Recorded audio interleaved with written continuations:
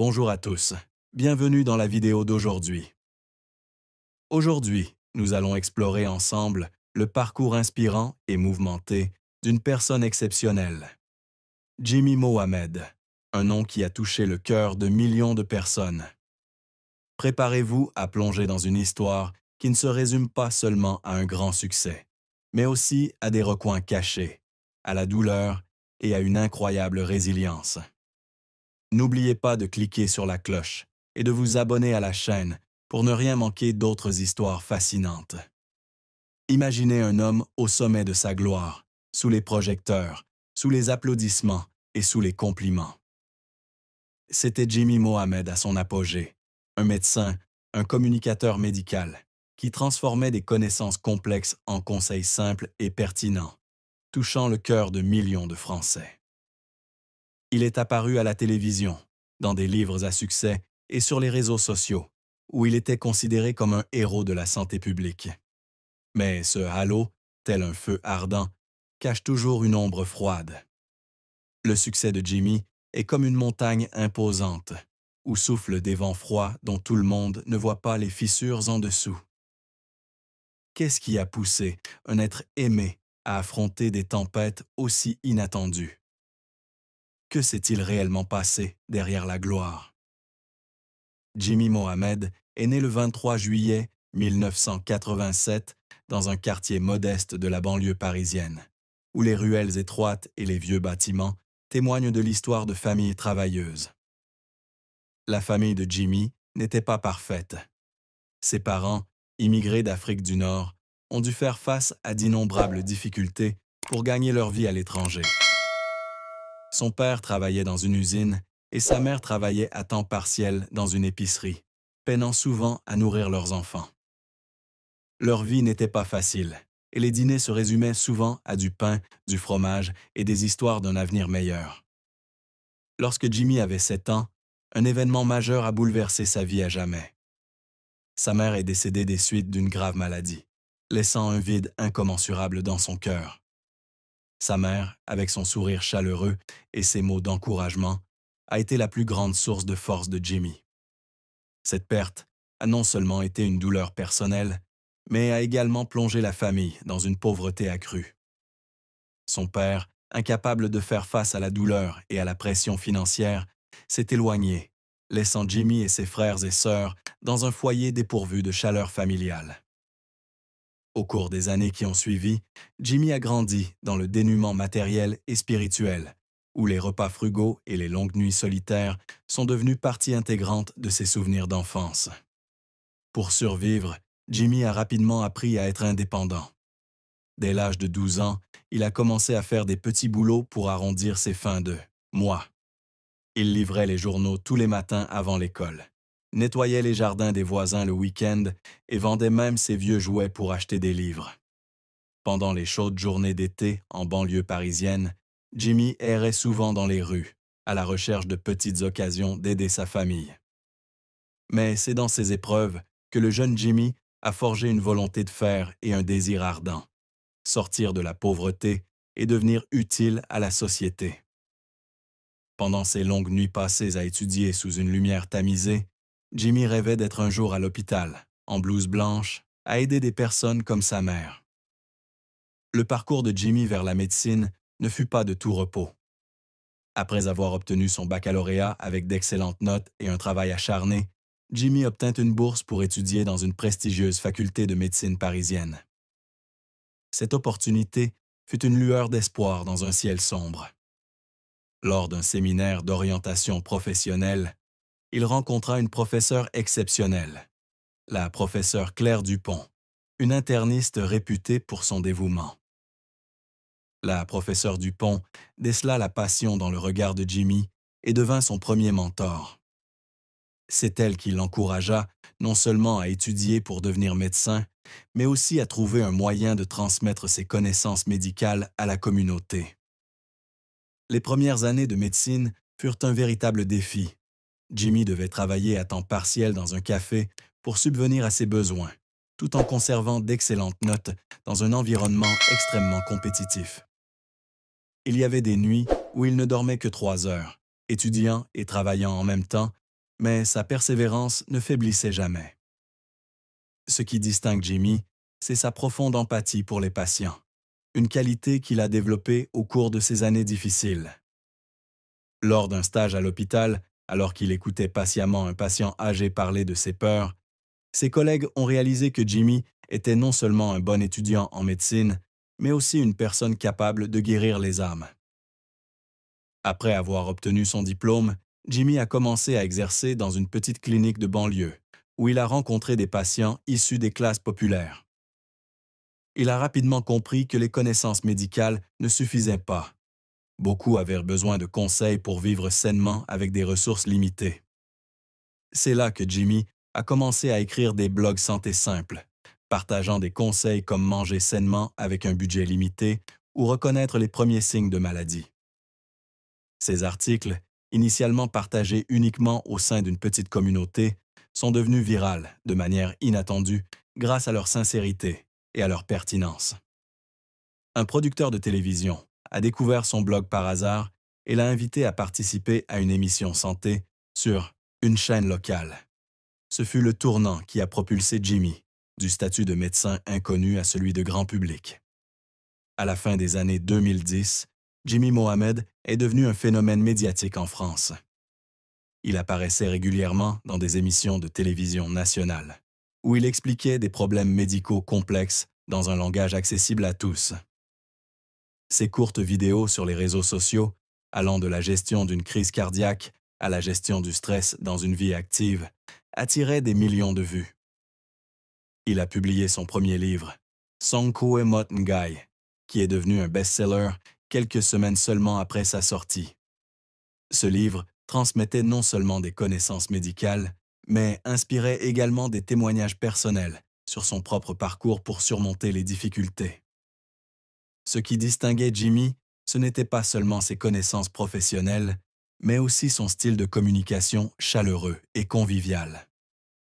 Son sourire sincère et sa voix grave donnaient à ses auditeurs l'impression de parler à un ami proche. Il soulignait souvent l'importance de la santé mentale, un sujet peu abordé à l'époque. Jimmy était également connu pour son éthique de travail rigoureuse. Il refusait de promouvoir des produits médicaux douteux, même lorsque ses contrats auraient dû rapporter des millions d'euros. « Je ne suis pas là pour vendre des médicaments. Je suis là pour aider les gens à vivre mieux », a-t-il déclaré lors d'une interview.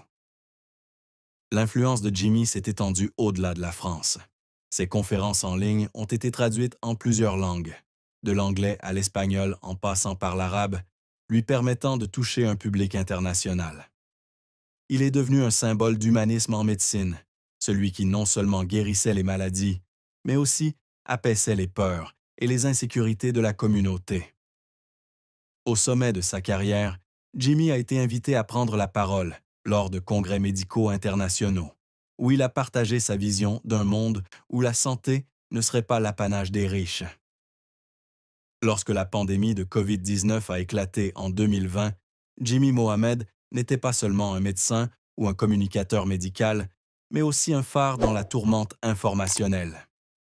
Il est apparu sur les chaînes de télévision nationales françaises, de France 2 à TF1, avec des analyses claires et compréhensibles sur la propagation du virus, les mesures de protection sanitaire et l'importance des vaccins. Sa voix grave, alliée à sa sincérité et à ses connaissances approfondies, a fait de lui un compagnon de confiance pour des millions de téléspectateurs désemparés en pleine pandémie. Mais c'est durant cette période que les premières fissures ont commencé à apparaître, entraînant une série d'événements qui ont progressivement terni son aura. Ces fissures ont commencé par des conflits au sein de la profession médicale. Certains collègues, notamment des médecins expérimentés, étaient mal à l'aise avec l'approche de Jimmy envers le public. Ils l'ont accusé de divertir la médecine, transformant des sujets complexes en histoires simples pour plaire au grand public. Un groupe de médecins parisiens l'a publiquement critiqué dans un article du Monde, l'accusant de manquer de profondeur scientifique et remettant en question la validité de ses conseils. Ces critiques, bien qu'injustifiées, ont suscité une vague de controverses au sein de la communauté médicale. Jimmy, humble de nature, a d'abord choisi de garder le silence, continuant à exercer son métier avec un dévouement indéfectible.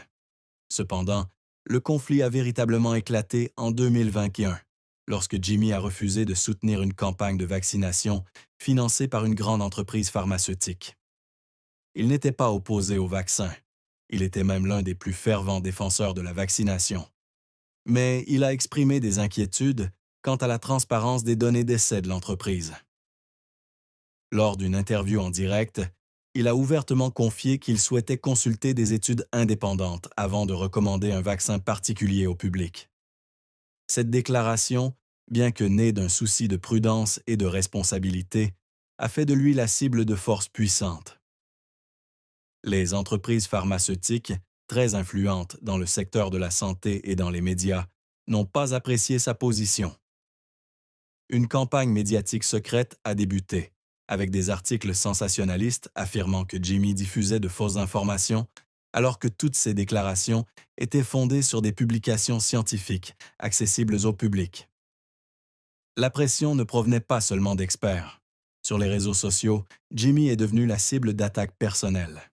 Des comptes anonymes ont commencé à fouiller dans son passé, ciblant l'origine immigrée de sa famille, suggérant qu'il n'était pas qualifié pour représenter le secteur de la santé français. Ces publications ont été inondées de commentaires virulents, allant de moqueries sur son accent à le qualifier de traître pour ne pas suivre les idées reçues. Ses fidèles fans ont tenté de le défendre, mais la vague de négativité semblait inéluctable. Dans un rare instant, Jimmy a partagé sur Twitter « Je n'ai pas peur des critiques, mais je suis triste lorsque la vérité est déformée ». Ce message a été partagé des milliers de fois, mais il a également marqué sa dernière prise de parole publique pendant longtemps. Sous une pression croissante, Jimmy a commencé à se retirer des émissions de télévision. Il a refusé des demandes d'interviews, annulé des conférences et disparu progressivement des projecteurs. Certaines sources ont indiqué qu'il avait été boycotté par les producteurs de télévision, qui craignaient que le fait de continuer à l'inviter ne suscite une controverse auprès des principaux sponsors. Les amis proches de Jimmy ont révélé qu'il se sentait trahi par le système même auquel il croyait autrefois. Il avait espéré que le partage de ses connaissances médicales le rassemblerait, mais il s'est retrouvé isolé. Son silence, bien que perçu par beaucoup comme un acte noble, soulève de nombreuses questions. Jimmy a-t-il été contraint de quitter les projecteurs? Ou a-t-il choisi de s'éloigner pour défendre ses valeurs? Alors que les projecteurs s'éteignaient, Jimmy Mohamed est revenu à ses racines, le métier de médecin. Il a choisi de travailler dans une clinique communautaire d'un quartier défavorisé de Paris, où il a continué à soigner des patients privés de soins médicaux de qualité. La clinique, située dans une petite rue aux murs irréguliers et aux rangées d'arbres verts, est devenue pour Jimmy un lieu de paix. Ici, il n'était plus une star de la télévision, mais simplement un médecin dévoué, à l'écoute de chaque patient, des sans-abri aux familles immigrées aux prises avec des difficultés financières. Jimmy a également lancé un projet caritatif appelé Santé pour tous, où il organisait des consultations gratuites dans des centres communautaires. Ces séances transmettaient non seulement des connaissances médicales, mais partageaient également des leçons tirées de sa propre vie. Il explique aux participants que la santé ne se résume pas à l'absence de maladie, mais à la capacité de vivre une vie pleine de sens, quelles que soient les difficultés. Ces séances durent souvent tard dans la nuit, pendant lesquelles Jimmy répond patiemment à des questions allant des soins à apporter à un nouveau-né à la gestion du stress dans une vie incertaine. Les participants, dont beaucoup le connaissent à la télévision, sont touchés par son accessibilité et sa sincérité. En plus de son travail à la clinique, Jimmy continue de bloguer et de produire de courtes vidéos pour les réseaux sociaux, mais avec un style différent. Au lieu des conférences élaborées qu'il tournait auparavant, il réalise des vidéos simples, souvent avec un simple téléphone et un petit coin de son bureau. Ces vidéos abordent des sujets pratiques, comme manger sainement avec un budget limité, reconnaître les signes de dépression ou prendre soin de sa santé après la pandémie. Bien que son contenu n'atteigne plus des millions de vues, Il est toujours chaleureusement accueilli par une communauté restreinte, mais fidèle, qui apprécie son authenticité. La vision de Jimmy sur la vie semble avoir profondément changé après les événements. Il ne recherche plus la célébrité ni la reconnaissance. Dans un rare article publié sur son blog personnel, il confiait « Avant, je pensais devoir changer le monde, mais maintenant, je réalise qu'aider une seule personne est une victoire. » Il a refusé de nombreuses offres de retour à la télévision, même si certains producteurs lui ont promis de l'aider à redorer son blason. Ses raisons étaient en clair. Il ne voulait pas être pris dans le tourbillon médiatique, où la vérité est souvent déformée à des fins commerciales. Il trouvait plutôt du plaisir dans des choses simples, comme parler à ses patients, se promener au parc le week-end ou écrire des mots inspirants à ceux qui en ont le plus besoin. Bien qu'il n'ait que 38 ans en 2025, Jimmy Mohamed a dû faire face à de graves problèmes de santé, en partie à cause d'années de travail acharné pendant la pandémie. En 2021, il a souffert d'un grave épuisement professionnel, les journées de 16 heures et le stress de la controverse publique ayant failli le briser. Il a confié dans une interview qu'il passait des nuits blanches, hanté par les critiques, et un sentiment d'impuissance à ne pas pouvoir plaire à tout le monde. En 2023, il a subi une opération cardiovasculaire pour traiter un trouble du rythme cardiaque, une affection que les médecins pensaient liée au stress chronique et à un mode de vie déséquilibré des années précédentes. Cependant, Jimmy n'a pas laissé ses difficultés le définir. Il a commencé à pratiquer la méditation, une habitude qu'il avait encouragée auprès de ses patients, mais qu'il pratiquait rarement lui-même. Chaque matin, il consacre 20 minutes à méditer dans son petit appartement, à écouter sa respiration et à trouver la paix intérieure. Il a également commencé à pratiquer le yoga et à suivre des cours dans un centre communautaire voisin. Ces séances ont non seulement amélioré sa santé, mais lui ont aussi permis de découvrir une nouvelle communauté, où il a rencontré des gens ordinaires qui ignoraient son passé de célébrité. « J'ai appris à m'aimer », a-t-il confié à un ami, et c'était plus important que n'importe quel contrat télévisé. À l'approche de ses 38 ans, Jimmy commence à réfléchir au sens de la vie et de la mort. Il n'a pas peur de vieillir, mais il admet avoir parfois peur d'être oublié. Dans un article de blog, il confie « Je ne veux pas qu'on se souvienne de moi comme d'une star, mais comme de quelqu'un qui a fait de son mieux pour faire ce qu'il fallait. » Cette humilité, combinée à sa résilience, lui a valu encore plus de respect de son entourage. Il a commencé l'écriture d'un nouveau livre, non pas pour devenir un best-seller, mais pour consigner les leçons de vie qu'il a tirées de ses jours les plus difficiles. Le public a eu des réactions mitigées face à l'absence de Jimmy. Ses fans fidèles ont continué à le remercier par email ou par commentaires sur les réseaux sociaux, exprimant leur regret de ne pas le voir à la télévision. Certains ont organisé de petits groupes de fans, repartageant ses anciennes vidéos et appelant à la reconnaissance de ses contributions. Cependant, une partie du public, notamment la jeune génération, semble avoir oublié le nom de Jimmy Mohamed, emporté par les étoiles montantes et les nouvelles tendances des réseaux sociaux. Cela ne dérange pas Jimmy. Il a déclaré un jour lors d'une consultation communautaire « Je n'ai pas besoin que le monde entier se souvienne de moi. Si une seule personne est en meilleure santé, grâce à ce que je partage, cela suffit. » L'héritage de Jimmy Mohamed ne se limite pas à ses livres, ses vidéos à millions de vues ou ses apparitions à la télévision. Il réside dans les changements modestes mais significatifs qu'il a apportés dans la vie de milliers de personnes. Ses projets caritatifs, comme Santé pour tous, continuent de se développer, offrant des services médicaux gratuits à des milliers de sans-abri et d'immigrants. De nombreux jeunes médecins, inspirés par son parcours, ont commencé à participer à des activités communautaires, apportant des connaissances médicales là où elles sont le plus nécessaires. Jimmy laisse derrière lui un message fort. La valeur d'une personne ne se mesure pas à la célébrité, mais à la gentillesse et à l'effort incessant pour rendre le monde meilleur. Le parcours de Jimmy Mohamed est une histoire de résilience, de compassion et de lutte pour préserver ses valeurs dans un monde marqué par la tentation et l'injustice. D'un enfant pauvre de la banlieue parisienne, grandissant dans le deuil et le dénuement, à un médecin qui inspire des millions de personnes, Jimmy a prouvé que le véritable succès ne réside pas dans la lumière, mais dans les changements positifs que l'on apporte à la vie des autres. Mais son histoire soulève aussi une question lancinante. Sommes-nous vraiment justes envers des personnes comme Jimmy? Avons-nous tendance à le juger trop vite lorsqu'il choisit de garder le silence? Ou avons-nous oublié ses contributions discrètes une fois les projecteurs éteints? Prenez un moment pour réfléchir au parcours de Jimmy. Il nous rappelle que chacun de nous peut faire la différence, que ce soit par de petites actions ou de grands rêves. Que pouvons-nous apprendre de sa persévérance, de sa gentillesse et de son courage? Pouvons-nous être plus bienveillants, plus à l'écoute et apprécier ceux qui nous entourent et qui contribuent silencieusement?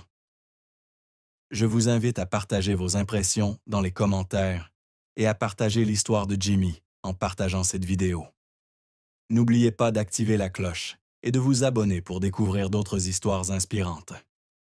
Souvenons-nous et apprenons de personnes comme Jimmy Mohamed, qui contribuent à un monde meilleur, jour après jour, jour après jour, jour après jour.